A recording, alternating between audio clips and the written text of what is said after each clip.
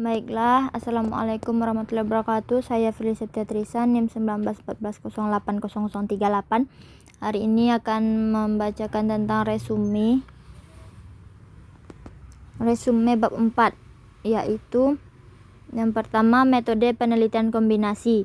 Penelitian kombinasi merupakan metode penelitian yang berlandaskan pada filsafat program kombinasi. Yang selanjutnya, metode penelitian pengembangan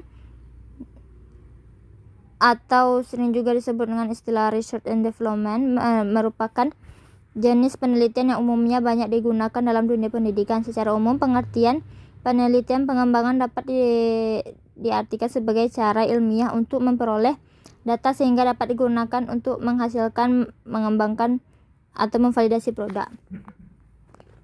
Yang selanjutnya, jika digabungan penelitian pengembangan didefinisikan sebagai jenis penelitian yang memfokuskan diri pada tujuan yang mengembangkan, memperluas, dan menggali lebih jauh atas sebuah teori yang disiplin ilmu tertentu.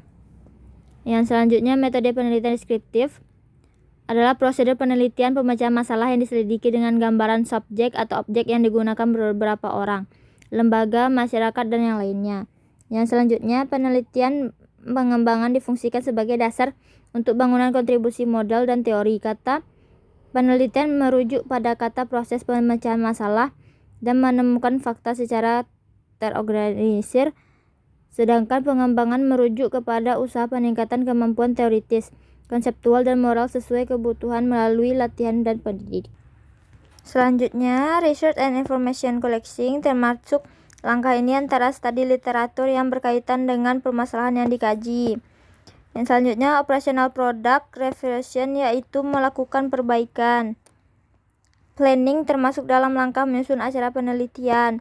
Field testing biasanya disebut uji coba utama yang melibatkan khalayak lebih luas, yaitu 3-15 sekolah.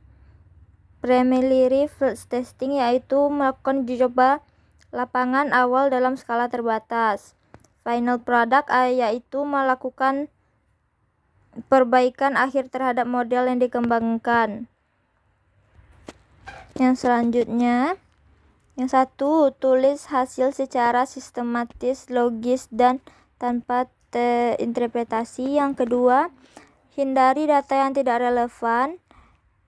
Yang ketiga, sajikan data dalam bentuk gambar atau tabel yang mudah dipahami. Yang kelima, bahan signifikasi. Yang keempat, menulis pembahasan. Yang keenam, bedakan antara fakta atau spekulasi. Yang selanjutnya, jumlah responden hanya 130 orang, tentunya masih kurang untuk menggambarkan keadaan yang sesungguhnya. Dalam proses pengambilan data kontribusi yang diberikan responden melalui kuesioner, terkadang tidak menunjukkan pendapat. Yang kedua, objek penelitian hanya difokuskan pada sosial media Instagram, yang mana hanya satu dari banyak sosial media lain yang juga banyak terdapat aktivitas, jadi seperti Facebook, Twitter, dan Kaskus. Yang selanjutnya, adanya keterbatasan penelitian dengan menggunakan kuesioner yang jarang jawaban diberikan sampai tidak ditunjukkan keberadaan sesungguhnya. Faktor yang mempengaruhi perilaku etis.